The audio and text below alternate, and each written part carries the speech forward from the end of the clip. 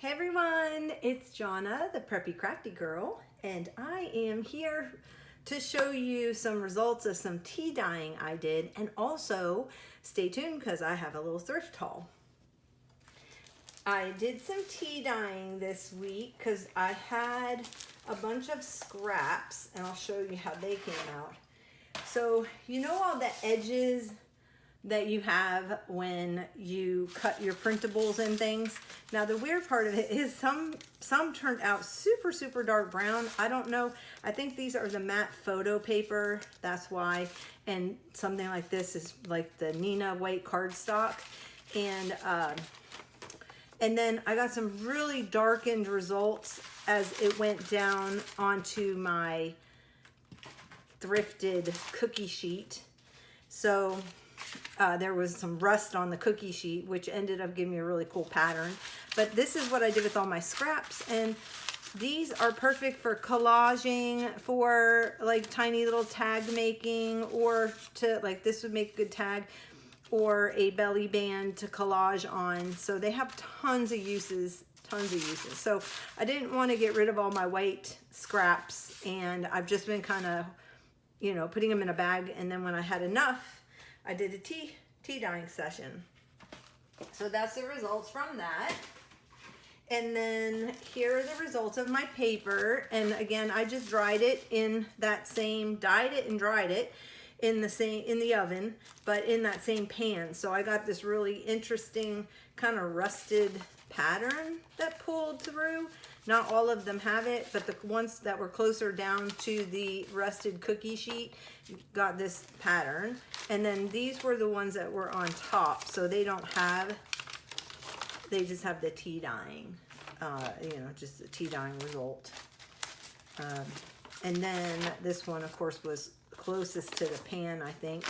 And I got that result, which is perfect for grungy journals. And then I did, so all of this right here is just copy paper, so 20-pound paper, maybe 24-pound, there might be some in here. And then this is that vintage Eaton's typewriter paper. So there was some in there that was more white than aged. And so I pulled out the white, and I wanted to see how it would tea dye, and oh my gosh, first of all, I love the onion skin sound, but it took the tea wonderfully and is gonna make great, I can make sacks out of it, or I can make just pages, perfect for sketching on. And so that is that result. Then recently I had to get a new printer, so I had all this printer ink left over, and I had been saving my cartridges, and I do this in my classes, so I just have them save their empty cartridges going into classes, and then they bring them and we do a dyeing session. So this is just from Inkjet.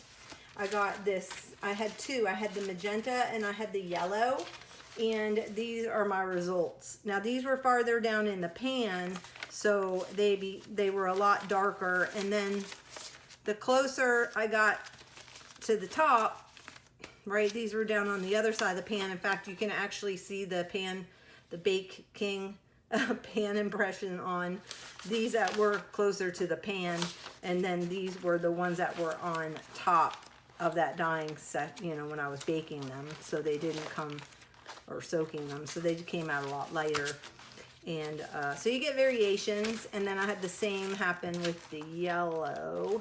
I don't think I used that same pan when I did, no I didn't, that's right. I put these in a 9x13 baker that I had. Now but this is darker and this is lighter, so this is down farther in the pan, gets more contact with the ink that's in there, soaks a lot longer. And then these were that's the top. So depending on how long you leave it in, where it is in the pan, you'll get different variations. Because I just soak mine in the pan. I don't draw it in and pull it out. I just soak them in the pan. And so that's what I got from my Inkjet. So save your Inkjet cartridges, because you pay good money for those Inkjet cartridges, and at the end you can get tons of ink still out of them after your printer says that it is done with ink. So that's my tip of the day. Now getting to my thrifted haul, I went to my favorite church thrift store, and I found some things First off, I found this alphabet bingo game. And this is from 1975, originally 1967. And it just has some alphabet cards, little squares. And then it has these, which I thought on cardstock, okay, these would either make really cute little notebooks or just as page dividers in a you know, like a ring binder or something like that. Or you could just cut out the letters, squares, and staple them on as tabs. I mean, it has tons of uses. In the bottom here, there is a giant poster of the alphabet, which is fun. And that would be fun to use. Orange, bright and happy. And then a little order form. So, got those. I love going to that store because everything is like 25 cents, 50 cents. It's awesome. $1. Sometimes he gives me things like these. So these were just loose in a box, and I asked him how much you want for these, and he's like, you can just take them for free. So I got this for free. Yay, score. Love those. Another free item he gave me was this Santa Claus Coming to Town. I loved the artwork on here. It did not have the record album or anything on the inside, and he's like, I'm not going to charge you for paper. And I was like, what? So, score. And then, of course, this one he gave me also. This was with Winkin', Blinkin', and Nod, Mother Gooseland. I just loved this little scene. Isn't it cute? And so I got that. And then this one had just the paper in it, no record. So I got that for free. I got these two albums. Now these had the records in them. Oh yeah, I found this one. It's Creepy Clown. Anyway, I got it. So I may send it to a friend of mine that likes clowns. And then I got these Woody's Winners, and the reason why I got this was I loved the fashions from the 60s. So I thought, I'm just gonna cut this out. I also like this font. I may trace it. I don't know how I'm gonna use that font, but I love the pink and the orange. And I may just cut the letters out and make new words out of them because they're super cute and they'd be chipboard letters. So anyway, there had two of them. I got these. I do have a record album and a record player. I did not listen to the record yet, but I just got it because I thought the girls were super cute and their outfits were super cute, and enough of the super cute. Okay. Next, I found another Reader's Digest. So I got this color, and 7 Days in May. I don't know that I'm like real thrilled with the pictures in this one.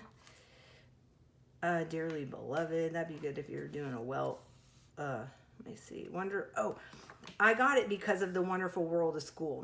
This is from 1962. It's not that I needed another Reader's Digest, although I do love the lavender on the inside.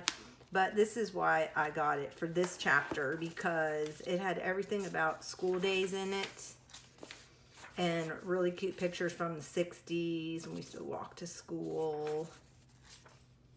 And just about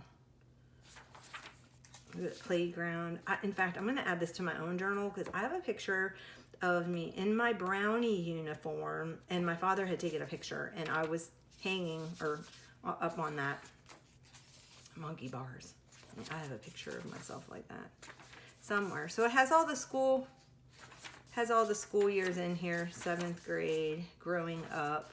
I just thought this was a really cool chapter, so that's why I bought that one. And this one is so funny. Okay, so I don't know if you remember, I did a haul from an estate sale recently, maybe in the last 2 months, and there was this book on the shelf, and this one, I meant to look them up and I forgot, but there's this one company where this lady, she's done this to me twice now. So the first time I went, and I think I talked about it in my one of my videos, is that there was a box of some pieces in there, and it had like 4 for $1. So I was pulling out, it had some sewing notions in there, and so I was pulling them out. Well, she grabs it out of my hand. She goes, "Oh no, these aren't 4 for $1." And I'm like, "But it says 4 for $1 on the box." And she's like, "Oh no, I meant to remark those." So whatever. So anyway, I didn't get anything out of that box because she took it. Then the next one I went to, it's the same, it was the same company. I didn't see her around at all, that woman, but I recognized the woman that was checking me out. So she went to check me out, and all the books were $1. The hardback books were all $1. Paperbacks were 50 cents. Well, what's interesting about it was that I went and she goes, "Oh, there's no," she goes, "Okay, this is $1." And then the lady was standing, I guess, in the room and over her, and she came over, she grabbed the book, she goes, "That's not $1. This one is $10. And I was like, $10? Okay. And I really wanted it because of all the bird, like I could fussy cut all these birds out. Like there were lots of stuff you could fussy cut out the birds, and they're a good size. And so anyway, I said, okay, well, I'm just going to leave it for somebody else. So I set it aside. Fast forward, I go to my little favorite bookstore. My favorite little thrift store. And I go in and I see this book on the shelf. And I was like, yay. And I only had to pay $1. I only had to pay $1. So I got it despite her grabbing it out of my hand. Anyway, so rude. Okay, I could see if it was marked, but it wasn't marked. And it was marked on the wall, hardback books $1, soft covers were 50 cents. That's what it said at the, and it said unless otherwise marked. And that book had no other markings on it, so whatever. Okay, I also got this pack of typing paper from Shopco, never heard of it. This typing paper is just more like a super, super thin, I don't even know how to tell you what it is, but it's not the typing paper that I got. It's not like a Eaton's typing paper or anything like that. It is see-through, you can see through it. Anyway, I just got it because I had to open it to see what the weight was, and when I pulled it out, I was like, but it'll be okay. I thought it was going to be more like the oniony skin. This is more like 1970s. I really love this part though, the home office. I love that part. Let me keep in my junk journal. Okay, I got a couple of books, some more books. I got the Parent Trap because I'm doing a crafty camp. And it's all camp themed, and I love this movie. In fact, one year I did this crafty camp. This was the theme of the camp, and so I did not know that they made a paperback book. So super excited about that. Such a cute movie. I love the original Parent Trap. Very cute.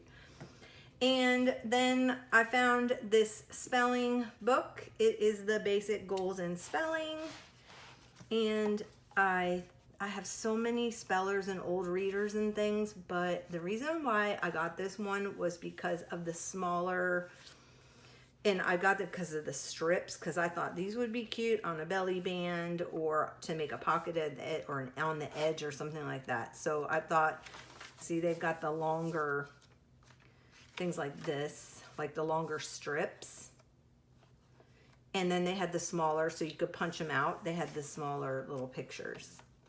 And that's why I did pick up this one. I don't have anything that is like that. And this, I think, is 1960s, if I'm not mistaken. Yeah, 1960, 1964. This could have even been one that No, I was only born in... I wasn't born yet. Okay. Then, the last two things, and I'll let you go. I found this trim, a whole reel of it. And it is like a cotton elastic or a nylon elastic. Not sure what that would have been used for, but I thought it was really sweet and dainty, and it just is great for tying around whatever. So I did get that. And then last but not least, I got these cat Christmas wrapping paper. Now this, I got at the bins. That's right. I did go over to the bins because I was looking for a bar stool, and then this was sitting on the top when I was checking out, so I did grab it because I'm noticing they still have these Goodwill things there. This is a Hallmark pack of wrapping paper, so I did pick that up. I did go to the bins. I just threw it in this pile. Okay, and that is it for my haul. Thanks guys so much. I'm so glad you came to watch my channel, and hit the like, subscribe, and the notification bell. And I will be back with more crafting fun. See you guys later. Bye.